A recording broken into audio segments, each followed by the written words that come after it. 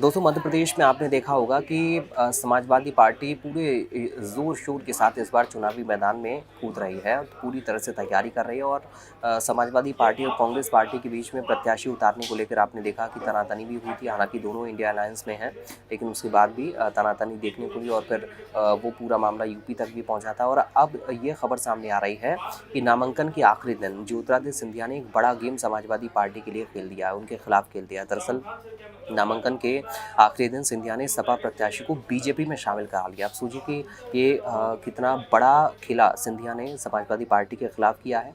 सिंधिया समर्थक भक्ति तिवारी ने एक बार फिर से बीजेपी की सदस्यता जो है वो ग्रहण कर ली है। टिकट न मिलने से नाराज भक्ति तिवारी ने बीजेपी छोड़ दी थी। अब भक्ति तिवारी 2020 में सिंधिया के साथ बीजेपी में आए थे। इस बार बीजेपी ने उनको टिकट नहीं दिया था और वो समाजवादी पार्टी में जाकर शामिल हो गए थे।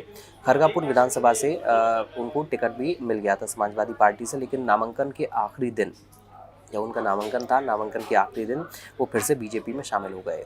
दरअसल भक्ति तिवारी ज्योतिरादित्य सिंधिया के समर्थक रहे हैं और 2020 में सिंधिया के समर्थन में भारतीय जनता पार्टी में वो शामिल हो गए थे। इसके बाद खरगापुर विधानसभा सीट से वो टिकट की मांग कर रहे थे, लेकिन बीजेपी से उनको टिकट नहीं मिला था तो वो कांग्रेस में शामिल हो गए। उधर कांग्रेस पार्टी ने भी भक्ति तिवारी को उम्मीदवार अपना नहीं बनाया। इसके बाद उन्होंने समाजवादी पार्टी का दामन थाम लिया और समाजवादी पार्टी ने उनको अपनी पार्टी से टिकट दे दिया था।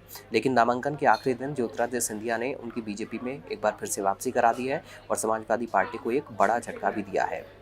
अब देखिए, खरगापुर जो सीट है उसे बीजेपी ने पूर्व सीएम उमा भारती रहीं उनके भतीजे और शिवराज कैबिनेट में राज्य मंत्री राहुल सिंह लोधी को मैदान में उतारा है।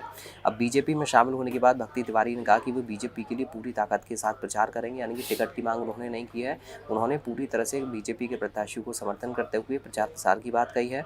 साथ ही उन्होंने सपा को एक बड़ा झटका भी दे दिया है। अब एमपी विधानसभा चुनाव के लिए जो नामांकन की तारीख है, उसकी जो समय सीमा है वो भी समाप्त हो चुकी है और आखिरी दिन कई दिग्गज नेताओं ने नामांकन भरा है। अब 21 अक्टूबर से लेकर 30 अक्टूबर तक कुल 3,832 उम्मीदवारों ने 4,359 नामांकन दाखिल कर दिए हैं।